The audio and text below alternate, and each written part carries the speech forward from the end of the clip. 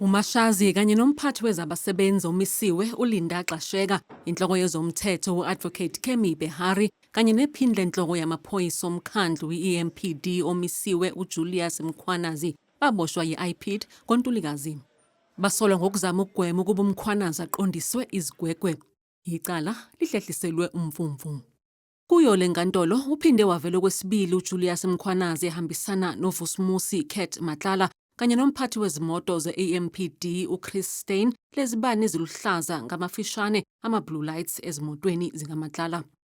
uMkhwanazi waphika ekhomshaneni kaMadlanga ukuthi wagunyaza ukufakwa kwezibani eziluhlaza noma izimpawu ezisemthethweni ey'motweni zosomabhizinisi uVusumuzi Kurt Matlala. Wathi isicekico sango-2021 esisencwadini egunyaza lokhu akusiso esakhe. uMkhwanazi kanye noMatlala bazogcinwa esitokisini. uSteyn uyena yedwa odedelwe ngebheyili namhlanje kanti icala lihlehliselwe umandulo. Case is postponed to the 14th of September in respect of accused number 1 only. Accused number 1, you remain in custody. You will be kept at the Benoni police station. KwaZulu-Natal, icala lamaphoyisa yishumi lokuzama ukubulala usomabhizinisi uThabiso Ngcobo libuyele enkantolo yesifunda yaseThekwini namhlanje. Kulamaphoyisa kukhona nokapteni uPedro Rodriguez. Kubikwa ukuthi uNgcobo wagudluzwa emgwaqeni yizimoto ezintathu ezingenazimpawu ezikhanyisa izibani ze-blue lights emgwaqeni uM13 ngasePinetown ngoNhlaba ka-2024. Abasolwa babhekene namacala okubalwa kuwo elokuzama ukubulala, ukusebenzisa izibhamu ngokungekho emthethweni kanye nelokusebenzisa ama-number plate angekho emthethweni. uNgcobo uthi lesigameko simenze ukuba ahlale enabaqaphi ngaso sonke isikhathi.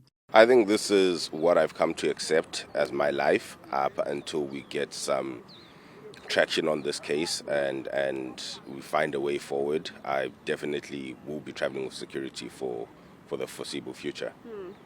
Uthi imoto yakhe evikelekile ukuba izinhlamvu zingangeni ngaphakathi yiyo eyasindisa impilo yakhe ngesikhathi idutshulwa abasolwa abebezifihla ubuso begqoke nezingubo zamasosha. Lesigameko sike savela ekhomshaneni kaMadlanga kanti uNgcobo uphinde wakugcizelela ukuthi kwakungekhona ukuthi amaphoyisa ayemphambanisa nomunye umuntu kepha kwakuyitulo lokuba socongwe. So clarity on the motive remains unclear, but what I do know from what I've been told by certain people within SAPS is that, yes, monies were paid in this conversation, so it was a hit in that conversation. We're clear on that. Icala lihlehliselwe umvumvu. eBloemfontein khona uThabo Bester kanye noNandipha Magudumana bavele enkantolo ephakeme yaseFree State nge-internet nabasolwa nabo ngecala lokweqa ejele. Icala lihlehliselwe uMbasa onyaka ozayo. The matter is then so postponed for plea and trial to the 19th of April 2027 up until the 18th of June 2027. Ukuqulwa kwaleli icala sekubambezeleke iminyaka emithathu njengoba uBester esaliswana nokuguqulwa kwemibandela yokuboshwa kwakhe enkantolo yomthethosisekelo. Kanti noDokotela uNandipha Magudumana usaqhubeka nokuzama ukuba kuhlonzwe njengokungekho emthethweni ukubuyisela kwakhe kuleli kulandela ukuboshwa eTanzania ngoNdasa ka-2023.